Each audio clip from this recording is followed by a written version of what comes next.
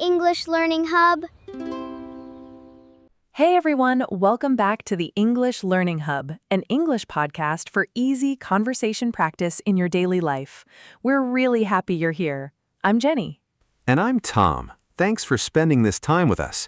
If you're making breakfast, getting ready for work, or still hiding under your blanket, you're in the right place. And if you're still under the blanket, it's okay, we won't tell anyone. Blanket English is also English. Okay, Jenny, before we start, how was your morning? Honestly, I checked my phone for just 1 minute and suddenly 10 minutes disappeared. The famous just 1 minute. That's actually why today's topic is so important. Our topic today is morning routine to improve your English. Right. We want to talk about real mornings, not perfect Instagram mornings, and how you can use that time to grow your English without adding stress. For many learners, morning is just alarm, phone, rush, work, and then you say, I have no time for English. We want to show you a small, calm routine that fits inside real life. Quick note on our style, too. We'll always speak in simple, clear English so you feel relaxed, but we'll gently add a few stronger words and phrases in each episode, explain them simply, and use them in a real sentence so you slowly stretch your level without ever feeling lost. Like a light stretch before exercise, not too fast, not too slow. Exactly. Okay, let's get into it. Why morning and not evening or lunchtime? For me, the morning is like a blank page. Nothing's written yet, your mind is fresh, and your phone hasn't started screaming with notifications yet.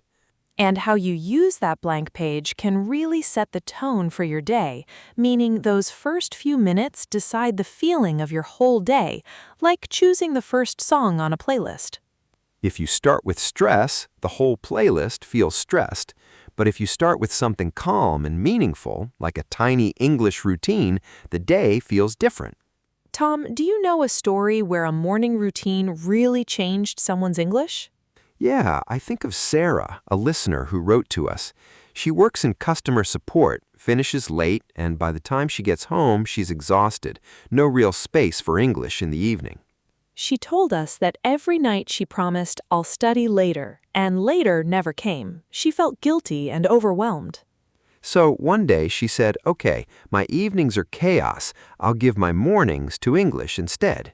She didn't start with some big plan. She just set her alarm 15 minutes earlier, and on the train to work, she put on headphones and listened to a short English podcast instead of scrolling. Same train, same time, just a different choice. After a week, she added one more thing. When she got off the train before work, she opened her notes app and wrote 3 simple sentences about her day in English. The train became her little English classroom. No fancy desk, no perfect notebook, just a seat by the window, some headphones, and a small promise to herself. She was being intentional, doing things on purpose, not by autopilot. Did she feel any change? Not in one day, but little by little, she noticed she could answer customers more smoothly, and she didn't panic when someone spoke fast.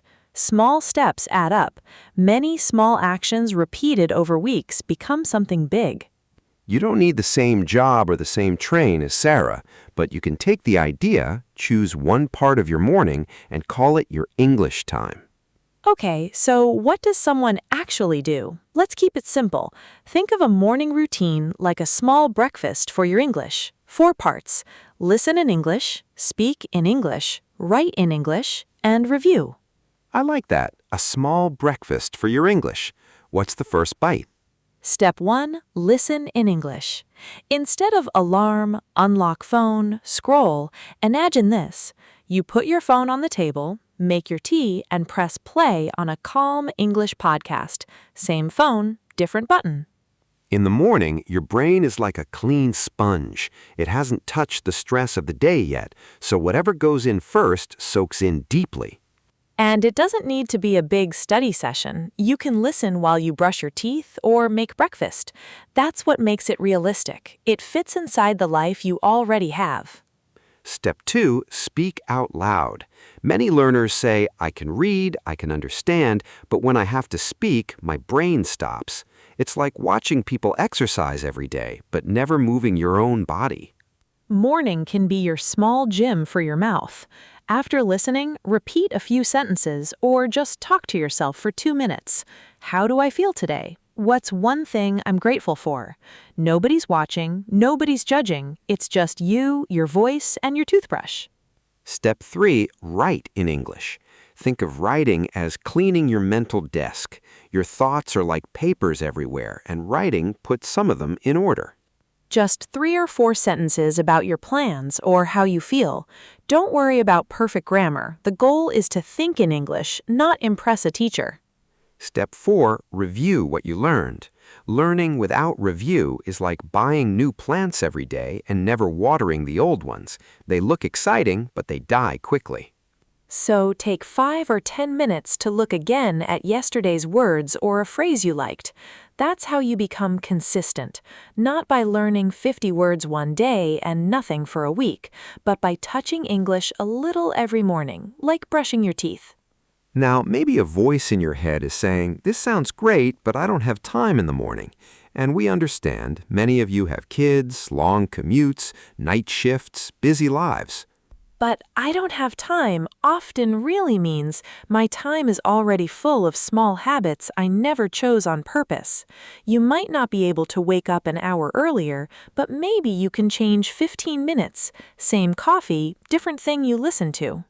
When something's important, we usually make time for it. We do it for series, games, scrolling. We can do it for our future, too. And your English is part of that future. There's also this idea that only talented people get good at English, but if you look at real stories, it's not talent, it's discipline and routine. The people who grow are often just the ones who quietly show up again and again. Small habits create big futures, not in 1 week, but in 1 year, in 5 years. Okay, let's do a quick word tour before we wrap. A few of the words and phrases we used today. First, set the tone for your day. The first minutes of your morning decide the feeling of the whole day. You can say, listening to English in the morning helps set the tone for my day. Little by little, slowly, step by step, not all at once. My English is getting better little by little with my morning routine. Small steps add up. Small actions repeated many times become something big. My daily 10 minutes of English are changing my confidence. Intentional, doing something on purpose, not by accident. I was intentional this morning. I chose a podcast instead of scrolling. Overwhelmed, when too many things pile up and it feels heavy in your mind. I feel overwhelmed when I try to study too many things in one day. Realistic, something that's actually possible for your real life and schedule. 10 minutes of English in the morning is realistic for me. Consistent, doing something again and again, even if it's small, not perfectly. I'm not perfect, but I'm consistent. I do English every weekday morning. And refreshed and energized, feeling like your mind is lighter and you have new energy for the day. My small English routine makes me feel more energized. Now it's your turn. While you were listening, maybe one word or phrase felt special to you. Ask yourself, what new word or phrase did I really learn today? Then be bold enough to make one simple sentence with it. Say it out loud, write it in your notebook, or leave it in the comments. It might help another learner too. If you enjoyed spending your morning with us, please like this episode, subscribe to the English Learning Hub, and share it with a friend who's also learning English. And tomorrow morning, when your alarm rings, maybe you'll remember this episode. Take a breath and choose one tiny English action. Listen a little, speak a little, write a little, review a little. Small steps add up, and we'll be here walking with you, little by little. This was the English Learning Hub. I'm Jenny. And I'm Tom. Take care, keep going, and we'll see you in the next episode. Bye.